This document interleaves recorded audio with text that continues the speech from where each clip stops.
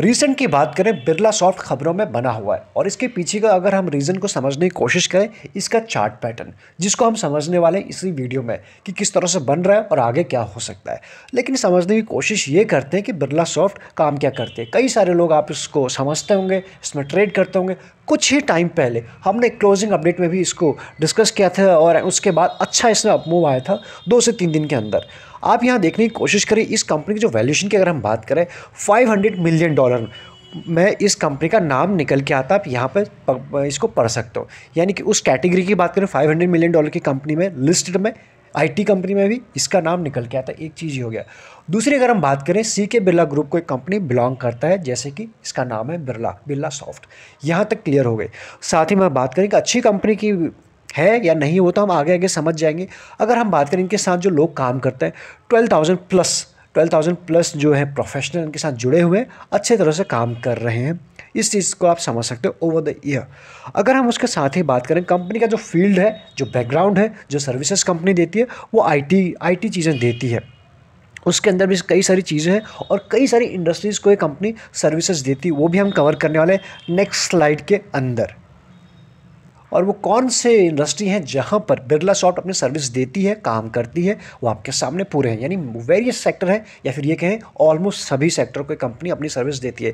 जैसे कि हम ऑटोमोटिव की बात कर लें, बैंकिंग की बात कर लें, या फिर मैन्युफैक्चरिंग सर्विस सेक्टर की बात करें, या फिर इंश्योरेंस की बात करें, मीडिया एंड एंटरटेनमेंट, या फिर एनर्जी, या फिर कोई भी आप पढ़ लीजिए। इसमें से हर एक सेक्टर में ये कंपनी अपनी सर्विसेज देती है, जो यहाँ इस कंपनी के लिए अच्छी बात है। अगर कई दफ़ा क्या होता है, कोई कंपनी एक या 2 सेक्टर में बड़ा अच्छा काम कर रही है, लेकिन समहाउ उसी सेक्टर में कभी कभी कोई डेंट आ जाता है, कोई प्रॉब्लम आ जाती है, तो कंपनी के रेवेन्यू के ऊपर भी एक डेंट आ जाता है। उसी तरह से बिल्कुल जिस तरह से हमारा और आपका पोर्टफोलियो का साइज बिल्कुल अलग हो सकता है, लेकिन अगर हम सारा का कैपिटल एक ही शेयर में डाल दें, चल गया तो बहुत अच्छी बात है, न चला मार्केट में कोई ना कोई शेयर बढ़ते जाएंगे और हम तब तक इंतज़ार करेंगे, फिर चाहे 4 महीने का कंसोलिडेशन चले उस शेयर में या 6 महीने का, क्योंकि हमने सारा कैपिटल तो एक ही शेयर में लगाया हुआ है। इसीलिए उसी तरह से जिस तरह से हम अपने पोर्टफोलियो को डाइवर्सिफाइड करते हैं, एक नहीं चलेगा तो दूसरा चलेगा, तीसरा चलेगा और आपको रेगुलर इनकम मिलते रहेगी। वैसे ही किसी भी कंपनी का अगर जो सर्विस सेक्टर है वो बहुत सारे हैं, तो वहाँ से कंपनी के रेवेन्यू भी बढ़ती रहेगी, बनती रहेगी। और ये कंपनी कुछ वैसा ही काम करती है जो हमें और आपको पसंद है। बात करते हैं इस कंपनी ने अपने इन्वेस्टर को कैसे रिटर्न दिया है। देखिए, इस कंपनी के बारे में ज़्यादा बात क्यों नहीं कर रहे। आईटी सेक्टर को बिलोंग करती है, मैक्सिमम लोग जानते हैं, तो इसके ऊपर 4 स्लाइड और न लाते हुए आप वैसे भी उसको स्किप कर देंगे तो सीधा काम की बात पे चलते हैं, क्योंकि आप लोग इस चीज़ के बारे में जानते हैं, बिरला सॉफ्ट के बारे में, ऐसा हमें लग रहा है।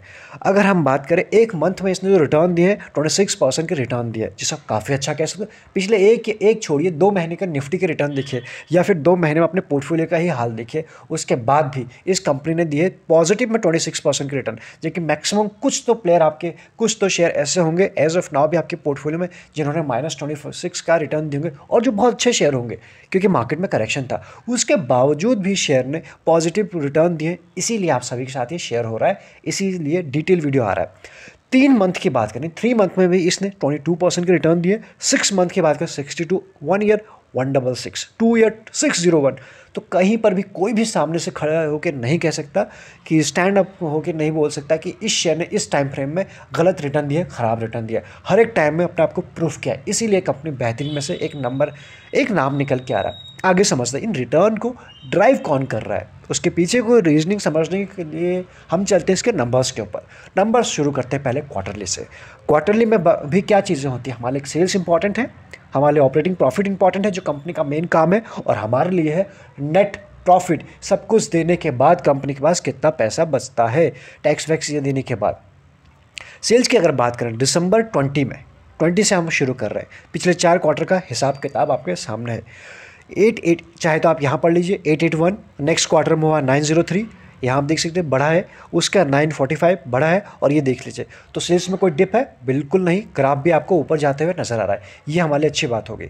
दूसरी हम बात करें इसके ऑपरेटिंग प्रॉफिट की बात करें, 144, 152, 151, दोनों क्वार्टर में कुछ एक जैसा काम हुआ, और कुल मिला के 3 क्वार्टर से डिप नहीं हुए, सेम समवेयर उसी के आसपास है, जिससे आप अगर ये नहीं कह सकते तो कंपनी में अच्छी ग्रोथ नहीं हुई है, बिल्कुल कह सकते हो कि एक ही जैसा कंसिस्टेंट है, लेकिन कोई भी ये नहीं कह सकता कंपनी में वोलेटाइल काफ़ी इसके ऑपरेटिंग प्रॉफिट है, बड़े उथल पुथल चल रहे, ऐसा कोई नहीं कह सकता। तो कुल मिला के आप इसे अभी भी अच्छा ही कह सकते हो।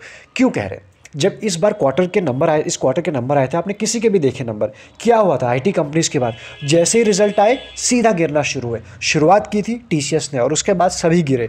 तो ऐसे हालत में भी लीडर के हम नाम लें, लीडर के बाद आप देख सकते हो कोई भी उस तरह से भागा नहीं है आफ्टर रिजल्ट। आईटी की हम बात करें तो उसके बावजूद भी इसने भी अच्छा ही काम किया है। नेट प्रॉफिट की अगर हम बात करें, आप यहाँ देखने की कोशिश कीजिए, 96 था दिसंबर में, अगले क्वार्टर में हुआ 99, उसके अगले में हुआ 114 और 103। यहाँ पे हमें एक छोटी डिप दिखाई पड़ी है दिस सितंबर क्वार्टर में, बट ओवरऑल नंबर क्वार्टरली में आप अच्छा कह सकते हैं इन्हें। ईयरली की बात कर लेते हैं। 18, 19, 20 और 21 4 सालों का डेटा आपके सामने है, क्योंकि छोटे टाइम फ्रेम में कोई भी कंपनी अच्छा या बुरा कर सकती है, लंबे टाइम में हमें थोड़ा ज़्यादा आइडिया लग जाता है। आप यहाँ देखने की कोशिश करिए, इसके सेल्स तो आप खुद ही पढ़ लीजिए, इसको हर एक पॉइंट को पढ़ने की ज़रूरत नहीं है आई थिंक। आप यहाँ देख सकते हो किस तरह से बिल्कुल कंटिन्यूसली अप ट्रेंड में बना हुआ है, यहाँ पर आप देख सकते हैं। उसके बाद अगर हम समझने की कोशिश करें इसके ऑपरेटिंग प्रॉफिट में, सेल्स में तो कोई डिप नहीं है, ठीक हो गया। ऑपरेटिंग प्रॉफिट में भी कुछ वैसा ही हुआ है, 18, 19, 20, यहाँ देखने की कोशिश कीजिए हम 283, 306, 392, 52, कहीं डिप है पिछले 4 सालों में? बिल्कुल भी नहीं है, अच्छा काम कर रही है। नेट प्रॉफिट की अगर हम बात करें 253 से ये हो चुका है 321, ये भी कंसिस्टेंसी के साथ आपको बढ़ते हुए नज़र आ रहा है। तो ऐसे में जो हमें एक डिप है वो है 2021 में, छोटी डिप जिसे आप कहें, डिप भी नहीं है, वो तो बढ़ते हुए नज़र आ रहा है। यहाँ पर कुछ हुआ था तो कुल मिला के उसके बाद में रिकवर हो चुका है। तो ऐसे में ईयरली पर क्वार्टरली पर नंबर अच्छे हमें दिखाई पड़ रहे हैं, वैसे कोई टेंशन वाली बात नहीं है। अभी समझ लेते हैं इसकी ग्रोथ किस परसेंटेज के हिसाब से बढ़ रही है या फिर घट रही है। ग्रोथ क्या, सेल्स ग्रोथ और प्रॉफिट ग्रोथ, वो आप ग्राफ के फॉर्म में इजीली आप यहाँ देख पाएंगे। 5 साल में इस कंपनी की जो सेल्स ग्रोथ है, अब हम ग्रोथ की बात करें, हम नंबर की बात नहीं कर रहे, 5%, 3 साल में 4% और 1 साल में इसकी सेल्स की ग्रोथ बढ़ी हुई हमें नज़र आ रही है। इसी तरह से इसकी प्रॉफिट ग्रोथ की बात करें, माइनस में थी 1% के आसपास। प्रॉफिट ग्रोथ किस परसेंटेज के हिसाब से बढ़ रही है, और 3 साल में 3% और 1 साल में, तो कुल मिला के हमें 1 साल में रिकवरी होते हुए नज़र आ रही है। साथ में अगर हम बात करें आफ्टर कोविड के बाद आईटी कंपनीज के लिए अच्छी बात हुई, और कुछ ट्रेंड इस तरह से भी बन चुका है जो आईटी कंपनी को और भी दूर लेके जा सकता है। किसी एक का नाम नहीं ले रहे, सेक्टर की ही बात करें ग्लोबल लेवल पर। एक तो आप एक कॉमन थीम हो चुकी है जो इससे पहले बड़ी यूनिक सी थी, वर्क फ्रॉम होम। इससे पहले कोई अगर अपने ऑफिस में बोल दे कि मुझे वर्क फ्रॉम होम चाहिए तो सामने वाला सवाल पूछ दे ये क्या होता है, लेकिन आज के दिन खुद ही कंपनी बोल रहे हैं वर्क फ्रॉम होम आप ले सकते हो, या फिर कुछ कंपनीज ने तो परमानेंट कर भी दिया है। क्यों? अपने खर्चों का, अपने एक्सपेंडिचर को कम करने के लिए। एक ये तो बेसिक रीज़न हो गया, प्लस जिस तरह से हर एक चीज़ डिजिटल हो रही है तो ऐसे में इन कंपनीज को फ़ायदा होना ही है। तो आईटी की थीम अभी लंबी चलने वाली है। आप समझने की कोशिश करते हैं रेशियोज़ के फॉर्म में, ये तो हमने देख लिया नंबर और इसकी ग्रोथ। रेशियोज़ क्या बोल रहे हैं? 5 साल में जो इसके ROE और ROC, ये बहुत इंपॉर्टेंट होते हैं रेशियोज़। दो काफ़ी होते हैं, 2 ही नहीं, हम 2 को लेकिन ज़्यादा फोकस करेंगे। ROE की बात करें 5 साल में 13, 3 साल में 13 एंड 1 साल में 15, जिसे आप अच्छा कह सकते हो। कुल मिला के इम्प्रूव हो रहा है। वहीं अगर ROC की बात 16, 19, 23, आप चाहें तो इसको इस तरह से पढ़ लीजिए। ROC है 16, ये पिछले 5 साल का, फिर 3 साल का और ये 1 साल का, वैसे ये 5 साल का, 3 साल का, 1 साल का। तो ये आपको चीज़ें बढ़ते हुए नज़र आ रही है, जो हमारे लिए अच्छी बात है। प्लस 25, 15 के बीच में, 20 से ऊपर होता तो और भी ज़्यादा हम इसको अच्छा कहते हैं, बट यहाँ पर हमें भी अभी भी निराश होने की ज़रूरत बिल्कुल भी नहीं है। शेयर होल्डिंग पैटर्न क्या बता रहा है ये भी ज़रा देख लेते हैं क्विकली में। आप यहाँ देखने की कोशिश करें, चार लोगों को हम डिस्कस करेंगे, प्रमोटर, FIs, DIs और पब्लिक, हमर और आप। हम सभी की यहाँ राय क्या बन रही है? डेटा छुप के हम तो ट्रेड तो करते हैं स्क्रीन के सामने, हमें पता नहीं चला किसने खरीद लिया, किसने बेच दिया, लेकिन जब डेटा निकल के आता है सबका पता चल जाता है। यहाँ पर हाँ, इस डेटा में हमारा आप भी शामिल है। दिसंबर की बात करें, प्रमोटर के पास तो 40+ और ये आते तो सितंबर में 40+ ही रहे, तो प्रमोटर ने तो ज़्यादा हाथ लगाया नहीं, ये चीज़ क्लियर हो गई। FIs की बात करें 17, तो FIs के बाद अच्छी खासी होल्डिंग इस कंपनी में बनी हुई है, आप यहाँ देख सकते हो सितंबर में। इसके बाद 17.5, फिर 17.3 है, 17.4, तो कुल मिला के उन्होंने अपने होल्डिंग के साथ ज़्यादा छेड़छाड़ की नहीं है। DIs की बात करें 16 था, 17 था, 19 है, 22, क्या हो रहा है आप खुद ही देख लीजिए। एक तो इनके पास ऑलरेडी 16 अच्छी परसेंट थी, अगर आप एज ऑफ नाउ 17 प्लस 22 भी और प्लस 40, तो मेजोरिटी होल्डिंग तो इन तीनों के पास है। और उसके बाद जो बची है पब्लिक के पास, आप यहाँ देख सकते हो पब्लिक का इंटरेस्ट में कम हुआ है, बट जिनके पास होना चाहिए, जो इसको लिफ्ट कर सकते हैं, उनके पास सफिशिएंट है। और इस शेयर होल्डिंग पैटर्न के बाद, एक अच्छी शेयर होल्डिंग पैटर्न के बाद एक और अच्छी बात हुई है इस कंपनी में, जो है ये, यानी कि प्रमोटर ने कोई भी शेयर प्लेज नहीं रखा है, यानी गिरवी बिल्कुल नहीं रखा है, जो हमारे लिए एक और अच्छी बात है। इसके बाद डेट कितना है, 0, एक और सुपर अच्छी बात। और कैश है, बिल्कुल है, आप यहाँ देख सकते हो कैश एक सेकेंड, कैश 732, यानी इतना CR का 732 करोड़ इतना कंपनी का कैश भी है। ये कैश कंपनी को किसी भी मुसीबत से आने के लिए एक्सपेंडिचर में या फिर इन्वेस्टमेंट में या फिर ग्रोथ में काम कर सकता है, या फिर डिविडेंड में, कहीं भी कंपनी इसको यूज़ कर सकती है, या फिर कंपटीशन से फाइट करने में, इसीलिए कैश ज़रूरी होता है। ये तो सारी चीज़ें अच्छी हो गई। अब समझने की कोशिश करते हैं कौन से म्यूचुअल फंड है इन्होंने इन्वेस्ट किया है। अगर हम बात करें, पहला है ICICI prudential small cap fund direct growth, इनका इन्वेस्टमेंट है 3% से ऊपर। एक्सेस स्मॉल कैप 2% से ऊपर, आप यहाँ बाकी पॉइंट के बाद नंबर खुद पढ़ लीजिए। L&T emerging business fund direct growth 2 point से ऊपर, और एडलवाइस का मिड कैप, ये वो 4 फंड है जिन्होंने एज ऑफ नाउ इस कंपनी में इन्वेस्ट किया है। तो कुल मिला के आपको ऐसा कोई पॉइंट नहीं मिला होगा अभी तक जिसके दम पे आप ये कह सकते हो कंपनी में इन्वेस्ट नहीं करना चाहिए। एटलीस्ट हमें वैसा कोई स्ट्रॉन्ग पॉइंट बिल्कुल नहीं मिला है। अब समझने की कोशिश करते हैं इसकी डिविडेंड यील्ड क्या है। 0.75% कंपनी डिविडेंड देती है, 1% से कम है, 1% को हम ज़्यादा अच्छा मानते हैं। बट अगर कोई ग्रोथ कंपनी है, कोई अच्छा उसका शेयर प्राइस अच्छा कर रहा है, तो हमें डिविडेंड के बेसिस पे ना वैसे भी हम रिकमेंड करते हैं, ना खुद लेते हैं किसी भी शेयर को, कभी भी डिविडेंड के लिए नहीं एंट्री करते हैं उसमें। EPS की बात करें 14+ है, जिसे भी आप अच्छा कह सकते हो, ओके या अच्छे के कैटेगरी में रख सकते हो। इंडस्ट्री फी चलिए 41, ये आपको मिला 31 के आसपास। एक बेहतरीन क्वालिटी का स्टॉक है, अच्छे प्राइस टू अर्निंग के हिसाब से भी ठीक ठाक ही नज़र आ रहा है। डिलीवरी की बात करें, पिछले कई दिनों की बात करें, जब ये तो आपके सामने आज की है, यानी आज की डिलीवरी दिखा दे रही है 19% के आसपास, लेकिन पिछले कई दिनों से मैं इसको देख रहा हूँ तो रफली 18-19 के आसपास ही चल रही है। तो इसे भी आप कह सकते हो, ऑल्दो 25 से ऊपर होता, 25% से ऊपर, तो आप इसे अच्छा कह सकते हो। बट अभी वैसी डिलीवरी हो नहीं रही है।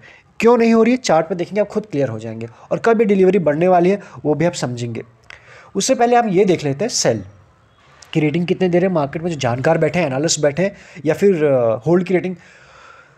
कंप्लीटली जो रेटिंग दे रही है, बाई की रेटिंग है 100%। तो एज ऑफ नाउ कुछ तो इसमें हलचल चल रही है। जैसे हमारे शुरू में इस वीडियो की बात हुई थी कि ये आजकल खबरों में बना हुआ अपने चार्ट पैटर्न के हिसाब से, उसी चार्ट पैटर्न के बेसिस पे जो मार्केट में जानकार, अगर आप टीवी देखते हैं, अगर आप किसी को फॉलो करते हैं या फिर खुद से एनालिसिस करते हैं, तो आप समझेंगे उसी चार्ट के बेसिस पे इसमें 100% एज ऑफ नाउ बाई की रेटिंग आ रही है। तो उसको भी समझ लेते हैं।